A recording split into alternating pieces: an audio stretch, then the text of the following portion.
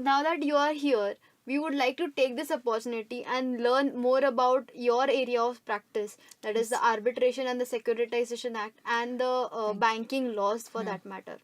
So, can you please throw some light for our young lawyers or young students for that matter? See, as far as arbitration law is concerned, there are experts in this field. There are so many who are practicing arbitration law in a better manner than I am. But I am fond of this particular subject. The arbitration is a part of alternate dispute resolution. It is a parallel judicial system which consists of uh, a different kind of a procedure for resolving the disputes. Okay. There is conciliation, there is mediation, and there is arbitration. Section 89 of the Civil Procedure Code says that if there is an element of settlement which is found out by us or marked by some judge while there is a dispute pending, the concerned judge can send the matter for either mediation, conciliation, or arbitration, and then that matter can be taken up for these alternative dispute resolutions after the court refers it to those resolution types. There is Arbitration Act which also gives you the provisions of conciliation and arbitration. So there are in all types of contracts, international contracts, there are now the clauses of arbitration, that is called arbitration clause, which itself is termed as arbitration agreement. Arbitration agreement can be one clause or there can be elaborate arbitration agreement attached to every contract. That is what we can say, that it is wherever there is an arbitration agreement, the matter will be referred to arbitration.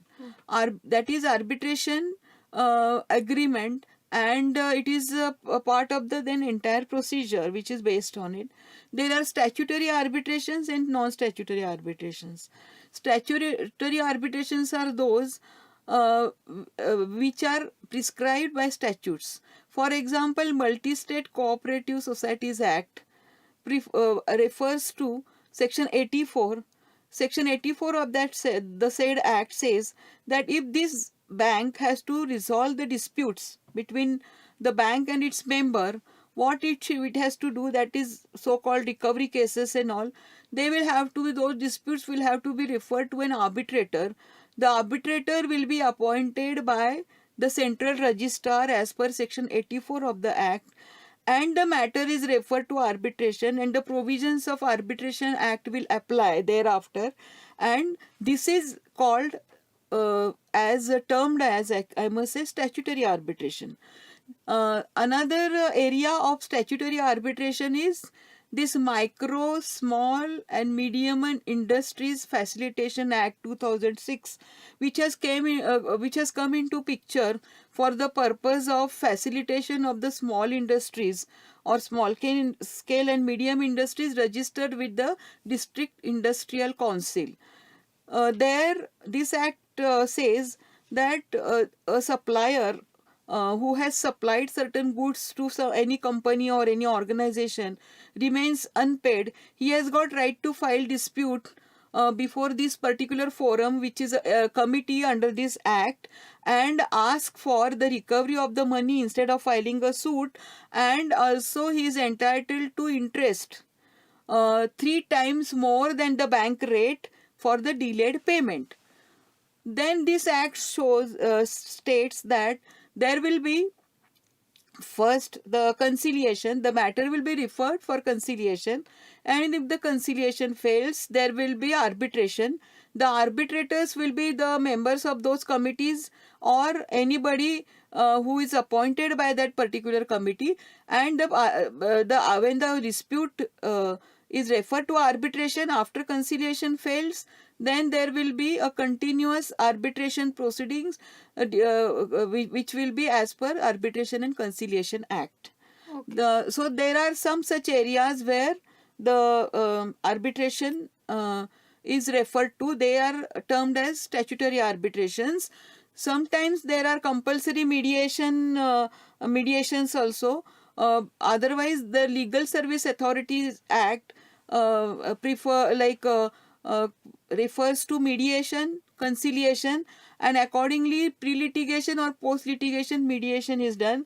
Now, the Consumer Protection Act, which is newly amended in 2019, also provides for a mediation clause. So these are the alternate resolution systems which have been prescribed by either by acts or by agreement of the parties. They are referred to either conciliation, mediation, or arbitration. Okay. As far as the Arbitration Act is concerned, the parties will have to decide and appoint an arbitrator. The arbitrator will be either termed or mentioned in the arbitration agreement itself, or it will be decided mutually by the parties, or there can be more than one arbitrators. One arbitrator is decided by one party, another party appoints another arbitrator, and third arbitrator will be again agreed by both the parties. Suppose if they don't agree, then the arbitrator will be appointed under section 11 by the High Court. Here one thing is very important, that under section 10 of the Arbitration Act, there cannot be even arbitrator. There cannot be two arbitrators or four arbitrators. There will have to be odd arbitrators. But there are some judgments where it is said that if there are some other rules and regulations, and there are some terminologies as far as those institutes are concerned, there could be sometimes bypass of this particular provision. But we are not going to go into all that, because then there will be the place of arbitration, the language of arbitration, the procedure, which will be decided by the arbitrator or as per mutually agreed by the parties. There will be grounds of challenge under section 12, because regarding all these things which I have mentioned, if the parties have any problem, they can challenge it. Then under section 16, the preliminary issue can be raised regarding the jurisdiction or other things about the arbitrator. Prior to that, prior to arbitration or pending arbitration, the district court can be moved under section 9 for the interim reliefs, and that interim reliefs can be continued, or again before when the arbitration starts, the interim reliefs also can be sought. Then there will be statement of claim, statement of defense, and the arbitrators or the panel of arbitrators will have to finish these matters within 1 year or 12 months. If more time is needed, it can be extended from time to time by making an application.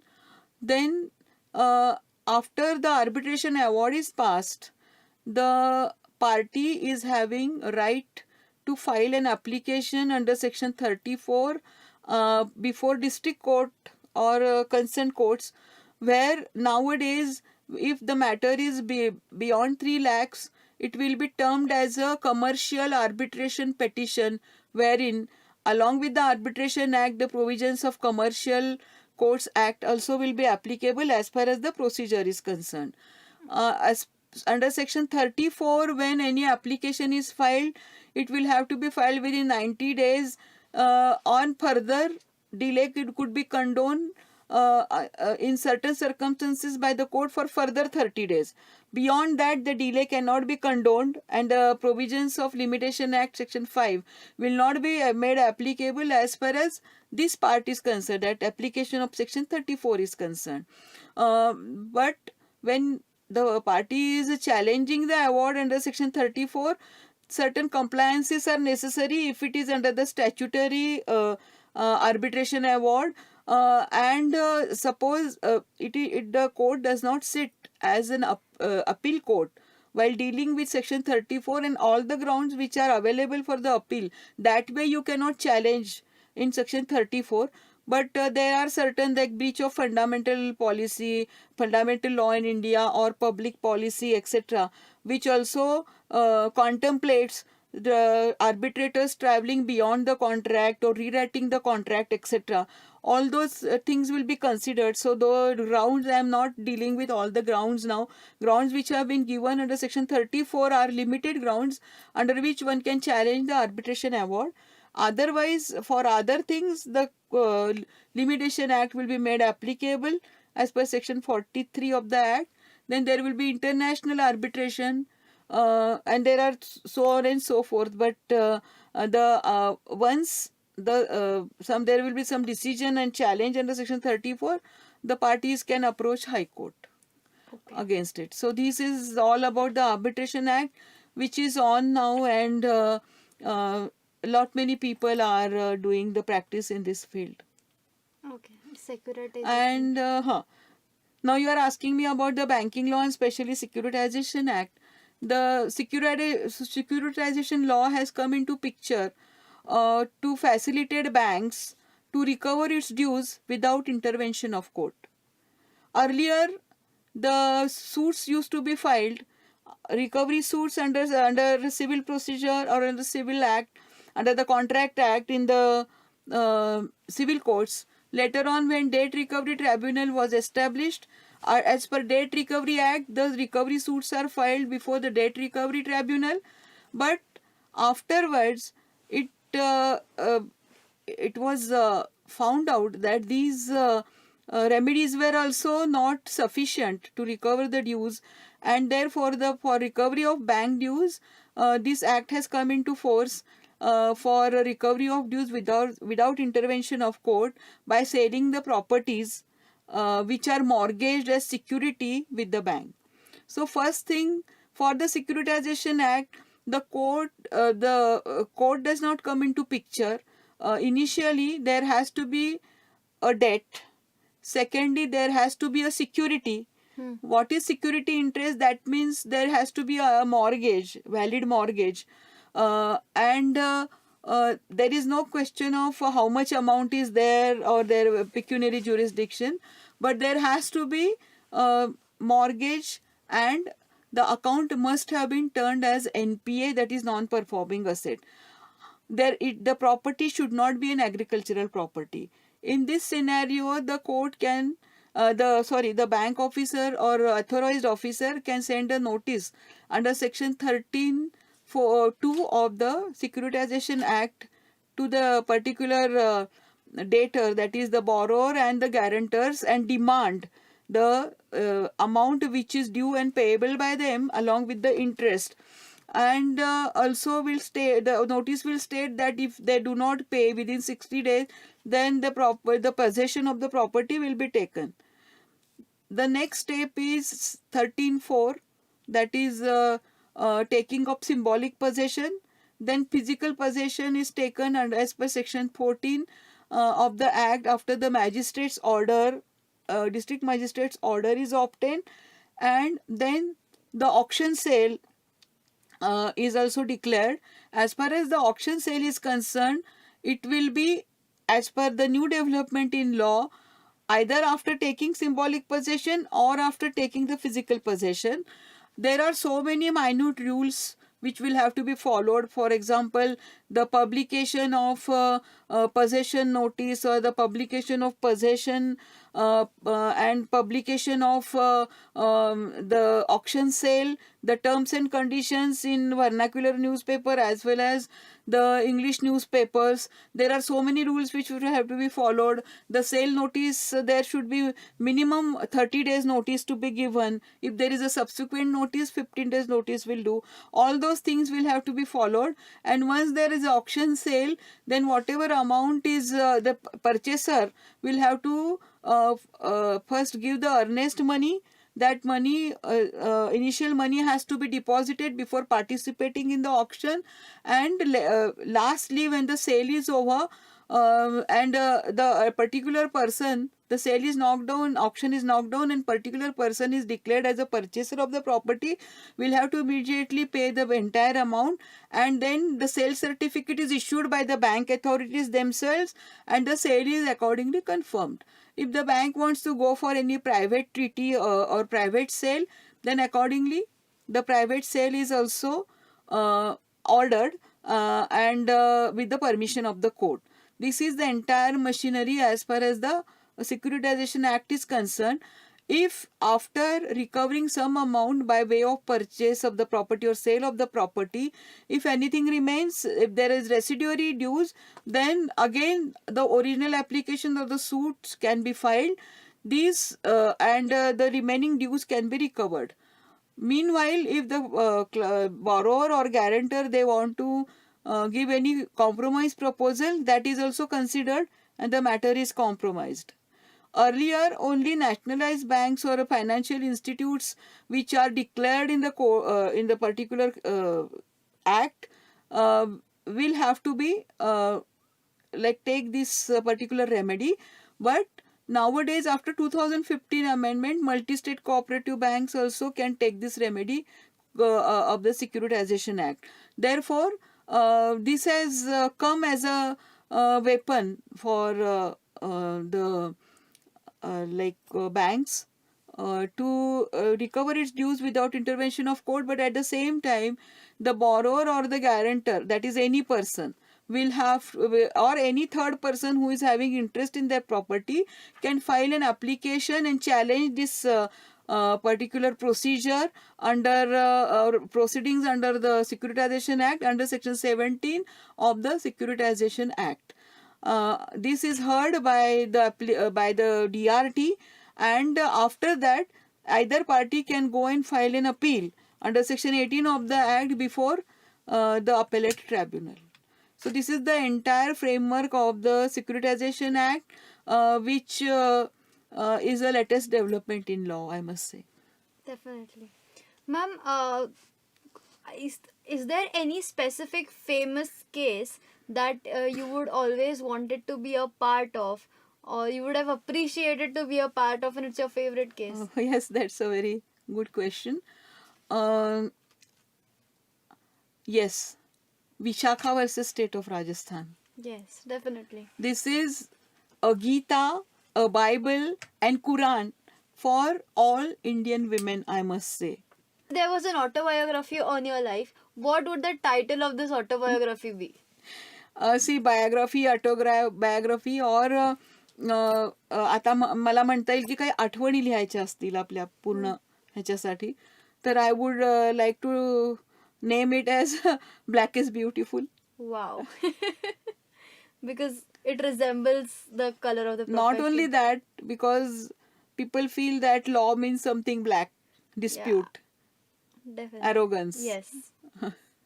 Ma'am, in this journey, being a homemaker, also being such a great stalwart in your profession as well, it becomes difficult to manage and balance everything. How did you cope up with this, and how did you manage everything, your personal and the professional life for that matter?